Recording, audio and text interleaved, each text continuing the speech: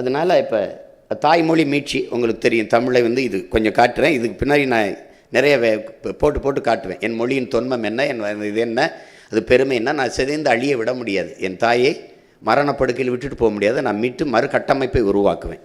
இப்போது நம்மளுடைய ஆட்சியின் அந்த முறை உங்களுக்கு தெரியுது. அது எல்லா துறைகளையும் நம்ம செழுமைப்படுத்துகிறோம், சிறப்பான மாறுதலை கொண்டு வரோம். ஆனால் நம்ம ஆட்சி வந்து நீர், வயிறு, உயிர், அறிவு, பயன், வளர்ச்சி, இதான் அடிப்படை கட்டமைப்பு. அப்போது முதல்ல நீரை பார்ப்போம். நீரின்றி அமையாது உலகு உங்களுக்கு தெரியும். இப்போ நீர்வள பெருக்கம், அதில் முதல்ல செழுமை அடைகிறோம்.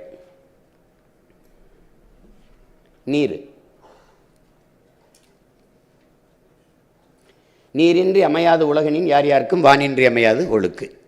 நம்முடைய மறையோன் வள்ளுவ பெருமகனார் சொல்கிறார். இப்போ மழை இல்லை என்றால் மழை இல்லை, மழை இல்லை என்றால் நீர் இல்லை, நீர் இல்லை என்றால் நிலம் இல்லை, நிலம் என்றால் வளம் இல்லை, வளம் இல்லைன்னா ஒன்றும் இல்லை, நீங்களும் இல்லை, நானும் இல்லை, ஒன்றும் இல்லை. அதான் சொல்லுது.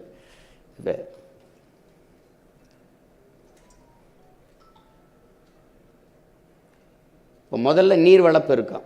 இப்போ நீரை வந்து தண்ணீரின் தேவையில் நம்ம தண்ணீரை அடைய வேண்டியது இருக்குது. அதை நம்ம அறிவு மூதாட்டி அவ்வை வரப்புயர நீர் உயரும், நீர் உயர நெல் உயரும், நெல் உயர குடி உயரும், குடி உயர கோல் உயரும், கோல் உயர கோன் உயர்வான்ங்கிறான். அப்போ வரப்பு உயரவாக இருக்குது, இங்கே நீர் உயரலை, அதான் பிரச்சனை. நெல்லும் உயிரென்றே நீரும் உயிரென்றே மன்னன் உயிர்த்தே மலர்தலை உலகம்னு மோசிக்கிறனார் பாடுறார். அது என்ன சொல்கிறாருன்னா, நெல் உயிர் தான், நெல்லும் உயிர் தான், நீரும் உயிர் தான். ஆனால் மன்னன் உயிர்த்தே, ஒரு நல்ல ஆட்சியாளன், நல்ல அரசன் இல்லை, நல்ல அமைச்சன் இல்லைன்னா இது ரெண்டும் இருந்து பயன் இல்லைங்கிறப்பல. இப்போ நமக்கு எப்படி பயன் இல்லாமல் இருக்குது? நெல்லும் தரமாக இல்லை, நஞ்சாக இருக்குது உணவும், நீரும் நஞ்சாக இருக்குது.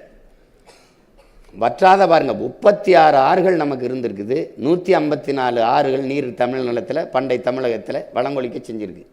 இப்போ 156 கிளை நதிகள், 34 வந்து பெரும் நதிகள், பெரும் ஆறுகள். அதில்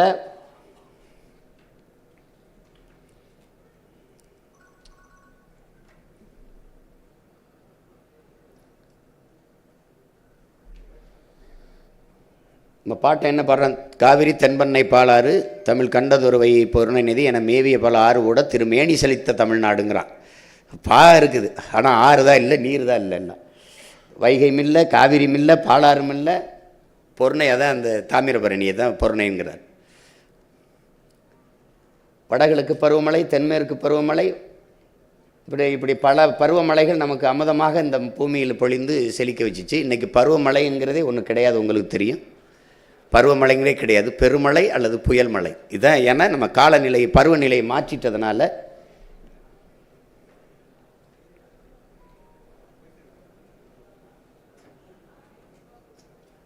நீங்கள் இயக்குங்க, நான் தேவைன்னா நிறுத்திப்பேன்.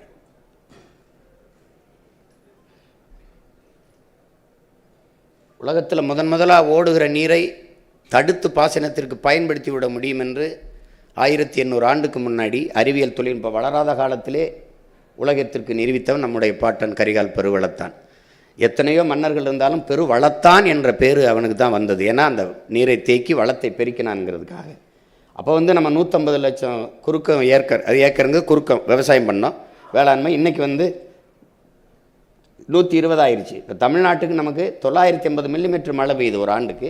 அப்போ 4300 டிஎம்சி பயன்படுத்துறது 2000 தான் பயன்படுத்துகிறோம், மீதி 2300 கடலில் விட்டுரும் உடனே. இப்போ சென்னையிலே நீங்கள் பார்க்குறீங்க ஒவ்வொரு ஆண்டு எவ்வளோ மழை பெய்யுது, எவ்வளோ நீர் தேங்குதுன்னு. அடுத்த நொடி அதை அப்படியே போடுறோம், இல்லை சாலையில் தேங்கி கிடக்குது, இல்லைன்னா அப்படியே கடலில் போய் விட்டுரும். அதை தேக்கிறதுக்கு எந்த திட்டமும் நம்மகிட்ட இல்லை.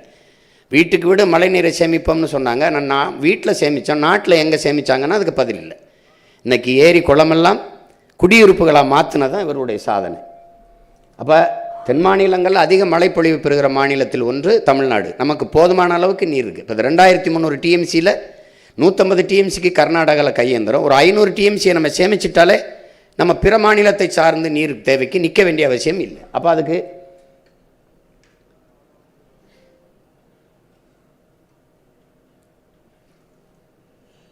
இது பாருங்கள், இது வந்து நொய்யலாறு. இப்போ காவிரியிலே தண்ணி திறந்து விடும்போது நீங்கள் பார்த்தீங்கன்னா அதை நான் இன்னும் விழிவாக காட்டும்போது தெளிவாக விளக்கி பேசுவேன், பெருசாக காட்டுவேன் அதை. இது வந்து இது நீர் தான், அது நுரை. அமைச்சர்கிட்ட கேட்டால் மக்கள் போட்டு குளித்த சோப்பு அப்படின்றாரு. இதை சாயக்கழிவு, ஆலை கழிவுகள் அப்படி விடுறதுனால இந்த நீர் இதில் கலக்குது. இந்த நீர் நஞ்சு. இது நிலத்தில் படியும் போது நிலத்தடி நீரும் நஞ்சாகுது. இதை ஆடு மாடுகள் மற்ற உயிரினங்கள் குடிக்கணும், அது விஷத்தை குடிக்குது. இதை பாய்ச்சி விளைய வைக்கிற பொருள் விளை பொருளோ எல்லாம் கத்தரிக்காயோ நெல்லோ அரிசியோ பருப்போ நஞ்சாக தான் விளையும். அது தனியாக பேசணும். பிறக்கிற குழந்தை ஏன் புற்றுநோயோட பிறக்குதுங்கிறது அது தனியாக பேசணும். நம்ம எப்படி இது கூவம் ஆறு, இப்படி இருந்த ஆறு எப்படி ஆக்கி வச்சுருக்காங்கன்னு பாருங்கள். இப்போ நாம் அந்த தண்ணியை கலக்க விடலை, கூவத்துக்குள்ளே கலக்க விடலை. வெளியில் இங்கேருந்து கழிவு நீர்லாம் எடுத்து குழாய் மூலமாக நான் வெளியில் எடுத்துகிட்டு போயிடுறோம்.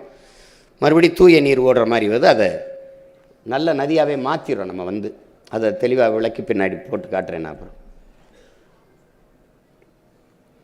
அதான் நீரை தேக்கிறதுக்குன்னா ஒரு 15 கிலோமீட்டருக்கு ஒரு தடுப்பணை கட்டினா போதுங்கிறாங்க. ஆனால் சந்திரபாபு நாயுடு பாலாறில் 5 கிலோமீட்டருக்கு ஒரு தடுப்பணை கட்டிட்டார். அவருக்கு 33 கிலோமீட்டர் தான் ஓடுது, நமக்கு 133 கிலோமீட்டர் ஓடுது. ஒரு தடுப்பணையும் நம்ம கட்டலை. உங்களுக்கு புரியுதுன்னு நினைக்கிறேன். பழைய துணையை கட்டினாங்கிறங்களே ஒரு அணையை கூட கட்டலை. இப்போ பாண்டியார் பொன்னம்பலாங்கிறது நமக்கு ஒரு பெரிய கொடை, இயற்கையின் அரும்பெருங்கொடை. இது என்ன செய்யுது, இப்போ கேரளாவில் 6 மாவட்டத்தை செலுக்கி வைக்குது. கணக்கில்லாத வெள்ளப்பெருக்கெடுத்து ஒவ்வொரு ஆண்டும் ஓடுது. அப்போ அம்மையார் இந்திரா காந்தி இதில் அடிக்கல் நட்டி ஒரு அணையை கட்டுறதுக்கு முயற்சித்தாங்க. அப்போ கேரளாவில் அவங்க ஆளுகிற உயரத்தில் இருந்ததுனால அந்த மக்கள் எதிர்ப்பு தெரிவித்தோன்னா அதை கைவிட்டுட்டாங்க. அப்போ நாம் எவரை எதிர்ப்பு தெரிவித்தாலும் கவலைப்படல, அங்கே அணையை கட்டி திருப்புறோம். இங்கே போதுமான அளவுக்கு தண்ணி இருக்குது. பெரும் குழாய்கள் மூலமாக எடுத்துக்கொண்டு போய் மேட்டூரில் நம்ம காவிரி படுகையில் எங்கெங்கே தண்ணி தேவைப்படுதோ அங்கே போய் நான் எடுத்துகிட்டு போயிடுவேன். இப்போ உங்களுக்கு காட்சியாக காட்டுறேன். நான் இது உண்மையிலே பாண்டியாரில் ஓடுறது தான் நம்ம காட்டுறது, கற்பனை ஒன்றும் இல்லை. நீங்கள் ஏஐ நினச்சிட போகிறீங்க. உண்மையிலே பாண்டியார் பொன்னம்பலம். அப்போ அங்கே ஒரு அணையை கட்டி தேவையான அளவுக்கு நான் தண்ணியை, அப்போ ராசி மணல்ங்கிற ஒரு இடத்துல அணை, எங்கெங்கெல்லாம் நீர்த்தேக்க இருக்கோ கணக்கில்லாத நம்மளுடைய கோட்பாடு இருக்கிற நீர்நிலைகளை தூர்வாரி பராமரிப்பது, புதிய நீர்த்தேக்கங்களை உருவாக்குவது. இப்போ நீங்கள் விண்வெளியில் பறந்து போனீங்கன்னா தேகத்தில் தேமை விழுந்த மாதிரி என் தேசத்தில் வெறும் தேமலாக இருக்கும். நீர் தேமல் எங்கே பார்த்தாலும் குளம் குட்டை ஏரி கண்மாய் தாங்கல்னு வெட்டி வெட்டி நிறச்சிருவேன். ஒரு சொட்டு தண்ணீரை உள்ளே விட மாட்டேன். அப்படி தண்ணீரின் தேவையில் நானே தண்ணீரை விடுவேன். நானே சொல்லிடுவேன் எனக்கு தண்ணி தராதேன்னுருவேன். கர்நாடகாவில் நானே தராத அப்படின்னு, நீ வச்சுக்க அப்படின்னு. ஆனால் ரொம்ப வெள்ளம் வந்துருச்சுன்னு திறந்து விட்டாயின்னு வச்சுக்க, தொலைச்சி போடுவேன்ருவேன். நீயே வச்சுக்கப்பா அப்படின்ற. ஏன்னா அவள் கேட்டாலும் தரப்போகிறதில்ல, அப்புறம் கேட்கணும் நம்ம.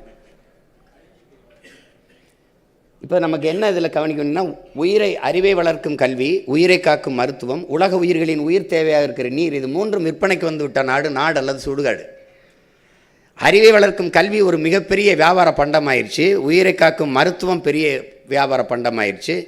அப்புறம் உலக உயிர்களின் உயிர் தேவை. தண்ணீர் மனித தேவை மட்டுமல்ல, உலக உயிர்களின் உயிர் தேவை. இப்போ உங்களுக்கு போத்தலில் வந்துடுது, நீங்கள் குடிக்கிறீங்க. அப்போ காக்கை குருவி மான் மைனா கொக்கு சிறு யானை புலி சிங்கங்கரடி பட்டுப்பூச்சி தேனீக்கள் இதெல்லாம் என்ன செய்யணும்னு ஒரு தடவை யோசிக்கணும். இது மாதிரி ஒரு மனித பதர்கள் கொண்ட சமூகம், அதெல்லாம் செத்தா எனக்கு என்னென்னா, அதெல்லாம் நீங்கள் இல்லாமல் அது வாழும், அதெல்லாம் இல்லாமல் நம்ம வாழ முடியாதுங்கிற அடிப்படையை, அந்த அறிவியல் உயிரியல் உண்மையை என் அன்பு சொந்தங்கள் புரிஞ்சுக்கணும். இப்போ என் அப்பா என்ன சொல்கிறாங்க, நீ தண்ணீரை பூமிக்குள்ள ஆழ்குழாயை நிறுத்தணுங்கிறாங்க. இப்போ 400 அடி 500 அடிக்கு நீங்கள் பூமிக்கு கீழே போய் நம்ம தண்ணீர் எடுத்துக்கிறோம்.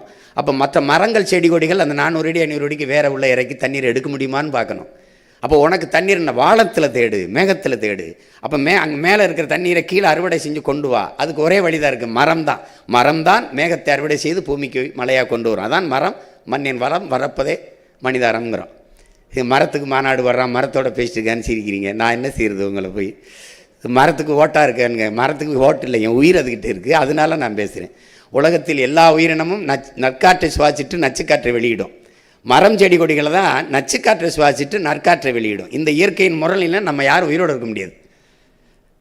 இதையெல்லாம் படிப்பிக்காத ஒரு கல்வின்னு வச்சு காசு கொடுத்து வாங்கிட்டு இருக்கோம். இப்போ எங்களுடைய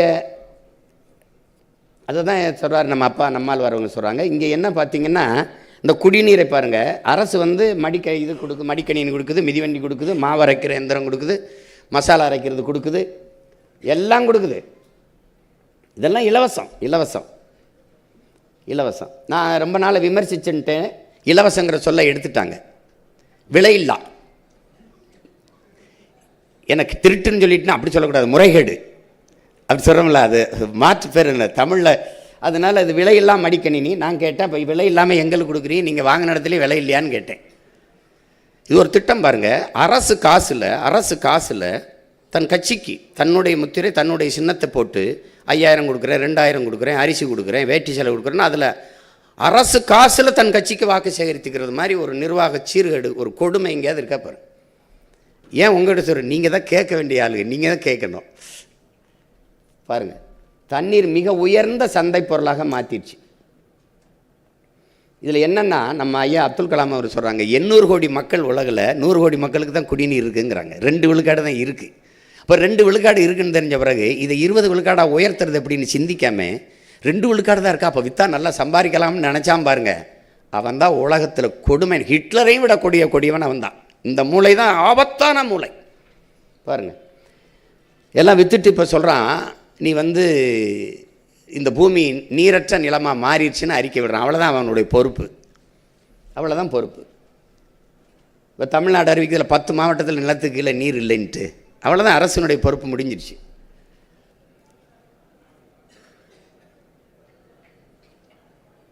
தென்னாப்பிரிக்காவில் கேப்டன் நகரில் ஒரு சொட்டு தண்ணி இல்லை.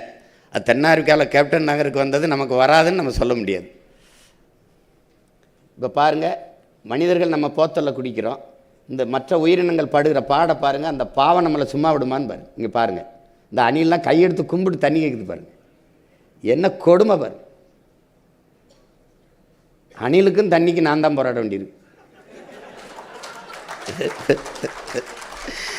இது சும்மா ஒரு மாதிரி காட்டியிருக்கேன். இது நீண்ட நேரம் ஓடும். நான் அங்கே திரையிட்டு காட்டும்போது வாக்கு சேரிக்கிற இடத்துல நீண்ட நேரம் ஓடும். ஒவ்வொன்றையும் நான் காட்டுவேன், எப்படியெல்லாம் இந்த இது பண்ணுறது, இது எப்படி ஏற்புடையதான்னு கேட்பேன். இதை இப்போ அடுத்து, இப்போ நீரில் நம்ம தண்ணீரை அடைஞ்சிடறேன், அது நான் அடைஞ்சிடறேன். நான் இன்னும் தெளிவாக விளக்கி பேசுகிறேன், அதில் வரைவிலையும் கொடுத்துருப்பேன்.